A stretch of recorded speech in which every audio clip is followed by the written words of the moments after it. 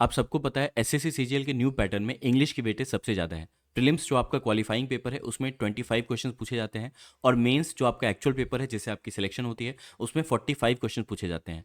और इसकी इंपॉर्टेंस आप इसी बात से समझ सकते हो कि मैथ्स में 30 क्वेश्चन आते हैं मेंस में, रीजनिंग में भी 30 क्वेश्चन आते हैं, जीके में 25 क्वेश्चन आते हैं और इंग्लिश में 45 क्वेश्चन पूछे जाते हैं। तो क्लियर सी बात है, चाहे आप हिंदी मीडियम स्टूडेंट हो या इंग्लिश मीडियम स्टूडेंट हो, आपको इंग्लिश पे अपना फोकस बढ़ाना पड़ेगा, क्योंकि एग्जामिनेशन में अगर सबसे ज़्यादा सिली मिस्टेक होती हैं किसी सब्जेक्ट में तो वो इंग्लिश है। और इसीलिए आपको इसके हर एक एस्पेक्ट पे काम करने की ज़रूरत है। ये वीडियो मैंने जो बिल्कुल बिगनर्स हैं, जो जीरो से अपनी प्रिपरेशन शुरू कर रहे हैं, उनके लिए मैंने बनाई है। और इस वीडियो में बताई गई चीज़ों को अगर आप ध्यान से सुनते हो, समझते हो और फॉलो करते हो तो जीरो टू एक्सपर्ट लेवल आप कुछ महीनों की तैयारी में पहुंच सकते हो। एसएससी सीजीएल के लिए जो इंग्लिश का सब्जेक्ट है वो 3 सेक्शंस में डिवाइडेड है, वोकैब, कॉम्प्रिहेंशन और ग्रामर। मैं इन तीनों ही सेक्शन के लिए आपको एक 2 स्टेप अप्रोच बताने वाला हूँ। हर सेक्शन के लिए आपको 2 स्टेप अप्रोच लेना है। और एक इंपॉर्टेंट बात यह है कि आपको जो ये 2 स्टेप अप्रोच मैं बताऊंगा इस वीडियो में, उसको आपको साइमल्टेनियसली फॉलो करना है। मतलब एक साथ आपको वोकैब, कॉम्प्रिहेंशन और ग्रामर तीनों चीज़ों पे फोकस करना है और ये 2 स्टेप्स अप्लाई करने हैं। हम आगे वीडियो में देखेंगे कि वो 2 स्टेप कौन से हैं। इसके अलावा जो हिंदी मीडियम स्टूडेंट है जिनको इंग्लिश से बहुत ही ज़्यादा परेशानी होती है, उसके लिए मैं आपको एक सोर्स बताऊंगा इस वीडियो में। तो ये जो अप्रोच मैं बता रहा हूँ, वोकैब, कॉम्प्रिहेंशन, ग्रामर, इसके साथ साथ आपको ये सोर्स फॉलो करना है और मैं आपसे प्रॉमिस करता हूँ आपका जो भी इंग्लिश का प्रॉब्लम है वो सॉल्व हो जाएगा। तो चलिए एक बार वेटेज देख लेते हैं, किस सेक्शन से कितने कितने क्वेश्चन पूछे गए थे। ये चार्ट मैंने आपको यहाँ पे दे दिया है, ये पीडीएफ मैं अपने टेलीग्राम चैनल पे शेयर कर दूंगा, आप वहाँ से इसे डाउनलोड कर सकते हैं। तो ये आप देख सकते हैं, ये प्रीलिम्स का है। प्रीलिम्स में करीब 13 क्वेश्चन आए थे 2022 में, ग्रामर से करीब 7 क्वेश्चन आए थे, कॉम्प्रिहेंशन से करीब 5 आए थे। तो ये वेटेज है, ये 22 और 23 के प्रीलिम्स का वेटेज है, ये मेंस का वेटेज है, इसे आप यहाँ देख सकते हैं।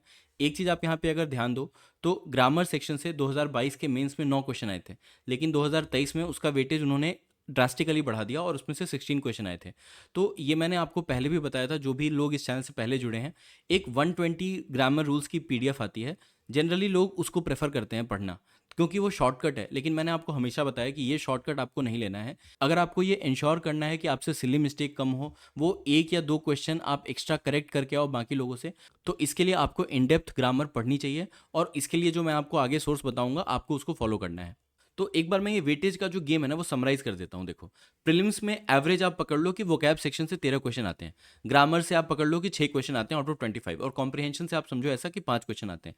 मेंस में आप देख सकते हो वोकैब, ग्रामर और कॉम्प्रिहेंशन लगभग लगभग इक्वल ही वेटेज कैरी कर रहा है, जिसमें ऑब्वियस सी बात है कि कॉम्प्रिहेंशन का थोड़ा ज़्यादा वेटेज है। लेकिन आपको वोकैब, ग्रामर और कॉम्प्रिहेंशन तीनों ही सेक्शन पे इक्वल फोकस करने की ज़रूरत है, आप किसी भी सेक्शन को छोड़ नहीं सकते। ठीक है, अब देखते हैं कि ग्रामर के लिए आपको कैसा अप्रोच रखना है। ठीक है, तो मैंने आपको जैसा बताया था ऊपर में कि मैं आपको 2 स्टेप बताऊंगा, ठीक है, हर एक सेक्शन के लिए। तो ग्रामर के लिए 2 स्टेप क्या है?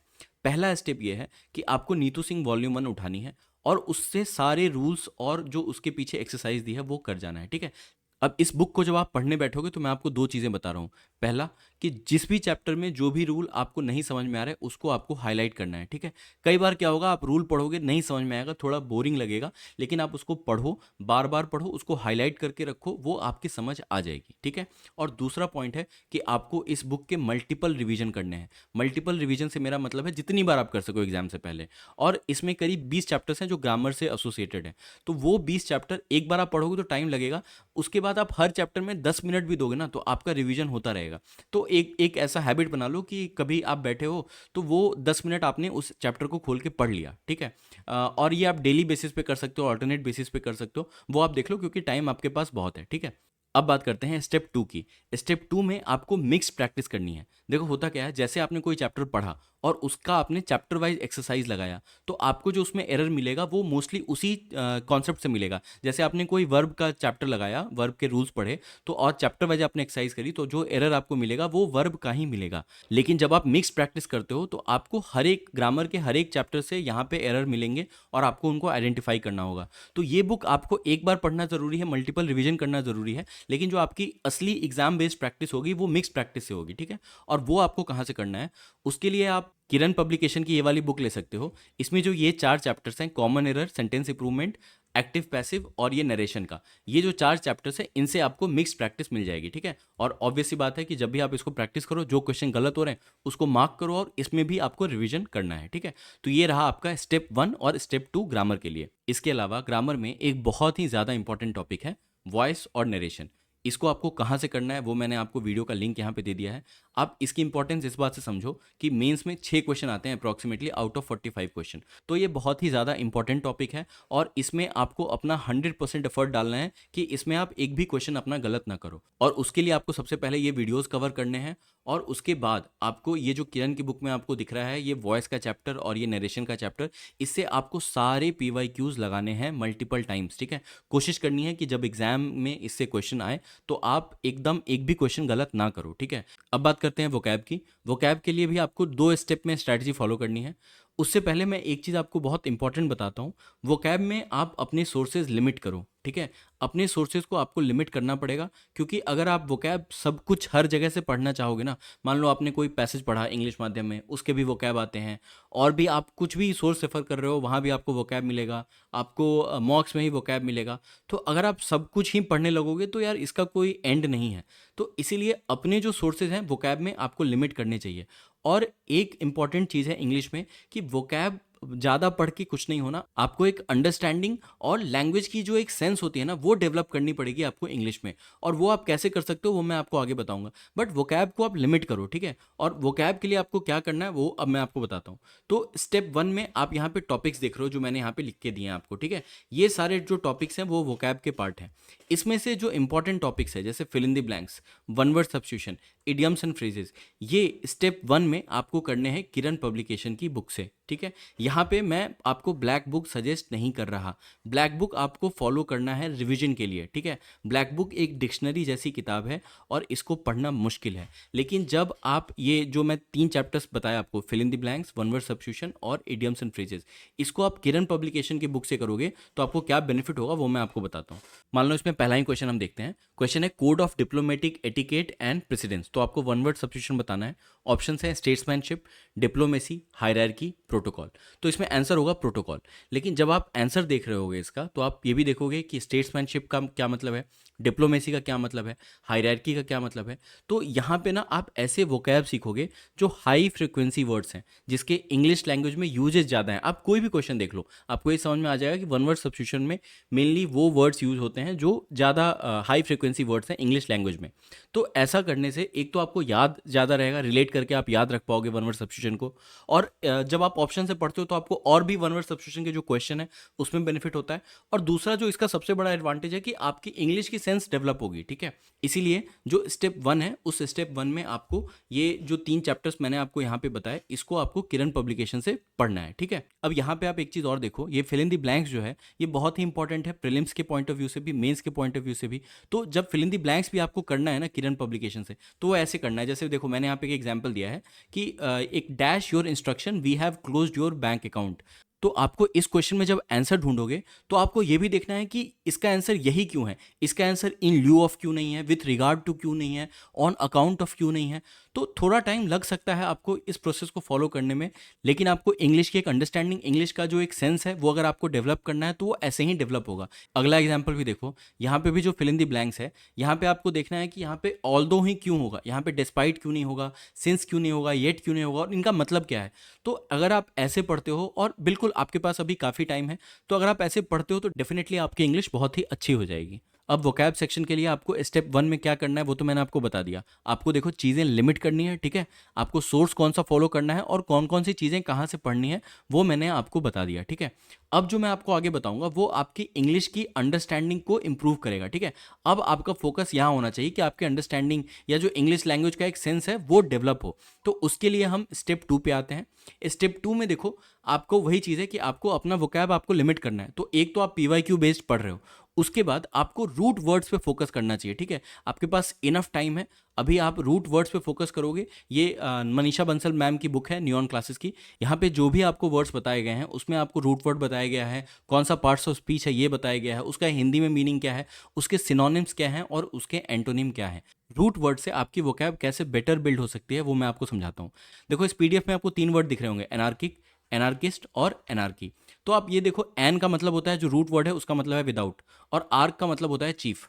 तो यहाँ पे आप इतना समझ गए कि एन मतलब विदाउट और आर्क मतलब चीफ। तो आपको कहीं भी एनार्किक दिख जाए, अनार्किस्ट दिख जाए या अनार्की दिख जाए, आपको यही समझ में आएगा कि ये कुछ विदाउट रूलर वाली बात है। ठीक है, एनार्की का मतलब होता है अराजक, एनार्किस्ट का मतलब होता है कि एक ऐसा पर्सन जो बिलीव करता है एनार्किज्म में, और एनार्की का मतलब होता है absence of government in a country. तो आपको ये आइडिया लग जाएगा कि ये विदाउट रूलर वाली बात है, ठीक है। तो आपको ये 3 अलग अलग वर्ड याद करने की जरूरत नहीं पड़ेगी, आप एक बार याद कर लोगे एनार्की, तो आपको उससे रिलेट हो जाएगा रूट वर्ड के साथ कि एनार्की का क्या मतलब हो सकता है, एनार्किस्ट का क्या मतलब हो सकता है, और एनार्की का क्या मतलब हो सकता है। तो स्टेप 2 में आपको वोकैब के लिए ये वाली बुक फॉलो करनी है, और इससे आपको सिनोनिम्स, एंटोनिम्स, आपके जो वर्ड्स हैं जो आपको रूट वर्ड से याद रखने हैं, उन सारी चीज़ों पे आपको इस बुक से कमांड हो जाएगा। और स्टेप 1 और स्टेप 2 मैं आपको फिर से बता रहा हूँ, आपको साथ में फॉलो करना है वोकैब के लिए। ऐसा नहीं हो सकता कि आप बस PYQ लगा रहे हो, स्टेप 1 और स्टेप 2 आपको साथ में फॉलो करना है।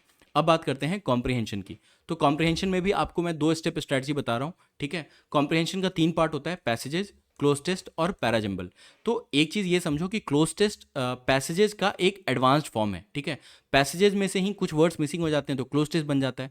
तो आपको पहले पैसेज पे कमांड करना है, फिर क्लोज टेस्ट के बारे में सोचना है, और पैराजम्बल पे भी उसके बाद ही सोचना है। तो एज ऑफ नाउ जो भी टाइम बच गया आपके पास, उसमें आप सबसे ज़्यादा जो आपका फोकस है ना वो पैसेजेस पे होना चाहिए, ठीक है। क्लोज टेस्ट आप बना सकते हो थोड़े बहुत प्रैक्टिस के लिए, पैराजम्बल भी कर सकते हो, बट आपका मेजर फोकस होना चाहिए पैसेज पे।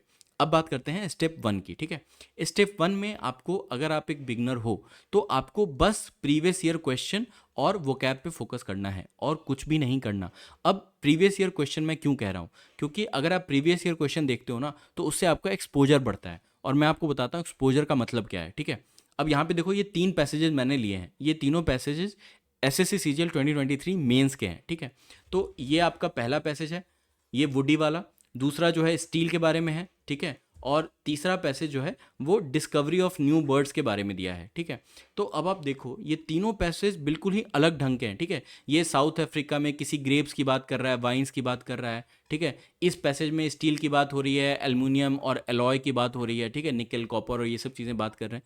थर्ड पैसेज में आपसे कुछ बर्ड के स्पीसीज के बारे में बात हो रही है, ठीक है। तो ये अलग टाइप का पैसेज है, ये अलग टाइप का पैसेज है। तो जब आप प्रीवियस ईयर क्वेश्चंस करते हो तो आपका जो एक्सपोजर है अलग अलग टाइप के पैसेजेस को पढ़ने का वो बढ़ता है, और अगर आपने किसी चीज़ के बारे में पहले से पढ़ रखा है तो उसको एग्जाम में समझना आसान होता है, ठीक है। तो अगर आप एक बिगनर हो तो आपको प्रीवियस ईयर क्वेश्चन पे फोकस करना है और वोकैब पे फोकस करना है, जो मैंने आपको ऊपर बताया, ठीक है। अगर आपका लेवल एवरेज या गुड है, ठीक है, तो आप प्रीवियस ईयर क्वेश्चंस तो आपको लगाना ही है, साथ में आप इंग्लिश माध्यम का ऐप जो आता है उससे आप एडिटोरियल पढ़ सकते हो। यहाँ पे बिगनर लेवल पे आपको एडिटोरियल पढ़ने की ज़रूरत नहीं है, ठीक है। स्टेप 1 में जो मैंने आपको बताया वो करो, ठीक है, अगर आप एक बिगनर हो। और स्टेप 2 में आपको 2 चीज़ें करनी है। एक, कुछ भी पढ़ो, ठीक है, रीड एनीथिंग, एनी न्यूज़ जो आपको इंटरेस्ट करता हो। जैसे अगर आपको क्रिकेट में इंटरेस्ट है तो आप उसका इंग्लिश में न्यूज़ पढ़ो, स्टोरीज पढ़ो, नॉवेल्स पढ़ो, मतलब जो कुछ भी आप पढ़ सकते हो, ठीक है, आप पढ़ो। और उसके बाद इंग्लिश मूवीज़ देखो, ठीक है, वेब सीरीज़ देखो, सबटाइटल्स के साथ देख लो। हिंदी मूवीज़ भी देख सकते हो, हिंदी वेब सीरीज़ भी देख सकते हो, लेकिन सबटाइटल ऑन कर लेना, ठीक है। तो उससे कई बार आपको कॉन्टेक्स्ट मिलेगा। तो जैसा कि मैंने आपको ऊपर बताया, आपका जो पूरा फोकस है, अगर आप अंडरस्टैंडिंग को बढ़ाने में नहीं रखोगे, ठीक है, चाहे आप हिंदी मीडियम से हो चाहे इंग्लिश मीडियम से हो, आपको अपनी अंडरस्टैंडिंग पे काम करना है, और अंडरस्टैंडिंग पे काम करने के लिए आपको थोड़ी मेहनत करनी पड़ेगी, ठीक है। अब इंग्लिश में 2 और चीज़ें हैं, एक फ्रेजल वर्ब और दूसरा फिक्स प्रोपोजिशन, ठीक है। ये एग्जाम में आता है, बहुत कम ही आता है, लेकिन जब भी आएगा अगर आपको पता है तो आप सही करोगे, अगर आपको नहीं पता है तो ये क्वेश्चंस जनरली गलत हो जाते हैं, ठीक है। तो फ्रेजल वर्ब के लिए एक वीडियो मैंने बनाई है इस चैनल पे, वो मैं आपको गारंटी के साथ बता सकता हूँ इंटरनेट पे बेस्ट वीडियो है जो आपको मिलेगी, तो वो आपको देखनी चाहिए। इसका लिंक मैं आपको यहाँ पे शेयर कर दिया है, आप बाद में देखना, जब आपका बाकी चीज़ें कंप्लीट हो जाए आप इसको धीरे धीरे देखना, ठीक है, एक साथ करने की चीज़ नहीं है फ्रेजल वर्ब। और फिक्स प्रीपोजिशन भी ऐसा ही टॉपिक है, इसमें भी नीतू सिंह वॉल्यूम 1 का जो प्रीपोजिशन चैप्टर है वो आपको पढ़ना है। इसके अलावा एक PDF है इंपॉर्टेंट फिक्स प्रीपोजिशन की, वो मैं आपके साथ शेयर कर दूंगा, ठीक है। अब इस वीडियो के स्टार्टिंग में मैंने आपको ये बताया था कि मैं हिंदी मीडियम वाले स्टूडेंट्स के लिए एक स्पेशल चीज़ बताऊंगा। उससे पहले कुछ की पॉइंट्स है वो देख लेते हैं, ठीक है, जो मैंने आपसे इस वीडियो में डिस्कस किए।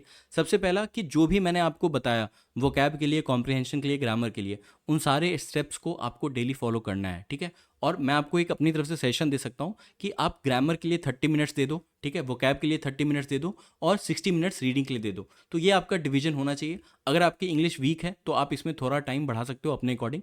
तो ये मेरी तरफ से आपको एक एडवाइस होगी।